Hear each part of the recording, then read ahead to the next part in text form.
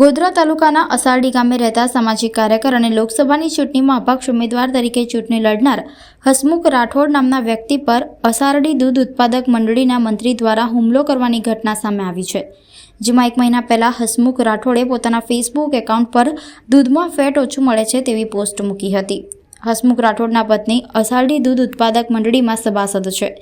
અને સોશિયલ મીડિયાના માધ્યમથી પોતાના ફેસબુક એકાઉન્ટ ઉપર દૂધમાં ફેટ ઓછું મળતું હોય ને તપાસ અહેવાલ રજૂ કરવા માટે જણાવ્યું હતું, જેની અદાવત રાખીને દૂધ ઉત્પાદક મંડળીના મંત્રી દ્વારા તેઓ પર હુમલો કર્યો હોવાની ઘટના સામે આવી છે। મંત્રી તેમજ તેઓના પરિવારજનો દ્વારા હસમુખ રાઠોડને ગળે ટૂંપો દઈને મારવાનો પ્રયત્ન કર્યો હોવાનો આક્ષેપ તેઓએ કર્યો હતો। સમગ્ર ઘટના બાદ હસમુખ રાઠોડ નામના વ્યક્તિને ગોધરા શહેરમાં આવેલા સિવિલ હોસ્પિટલમાં 108 એમ્બ્યુલન્સ દ્વારા સારવાર અર્થે ખસેડવામાં આવ્યા છે। રાઠોડ હસમુખ કુમાર ગણપતસિંહ પંચમહાલ 18 લોકસભાના અપક્ષ ઉમેદવાર અને સામાજિક કાર્યકર્તા, સર્વ સમાજ સેનામાં પંચમહાલ જિલ્લા પ્રમુખ છું, કાર્યકારી જિલ્લા પ્રમુખ। અને સવારમાં મેં 1 મહિના પહેલાં મેં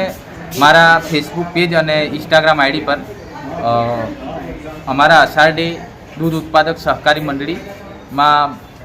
મારી વાઈફ સભાસદ છે ભાવનાબેન હસમુખસિંહ રાઠોડ, તો અમારા ફેટ 45 આવેલા, તો એની મેં એ પોસ્ટ મૂકેલી અને રીલ મૂકી હતી કે પંચમહાલ જિલ્લાની અંદર પશુપાલકોને તેમનું પૂરું મહેનતાણું મળતું નથી, ખાલી ગોબર એકલું ભાગમાં આવે છે, બીજી બધી મલાઈ જે આ ચોર લોકો ખાઈ જાય છે તેવી મેં રીલ અને પોસ્ટ ચડાવેલી। તો તેને ધ્યાનમાં રાખીને આજે મારા ઉપર મંત્રી અને તેમના સહકુટુંબ દ્વારા મારી ઉપર મને ઢોરમાર માર્યો અને તેમના ઘરમાં મરણ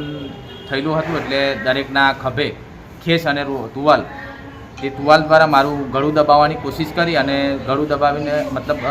તુવાલ એ કરીને પછી મને ઉઘડો પાડી દીધો અને સમગ્ર તેમનું કુટુંબ મારા ઉપર ઢોર માર્યો ગેદીમાં।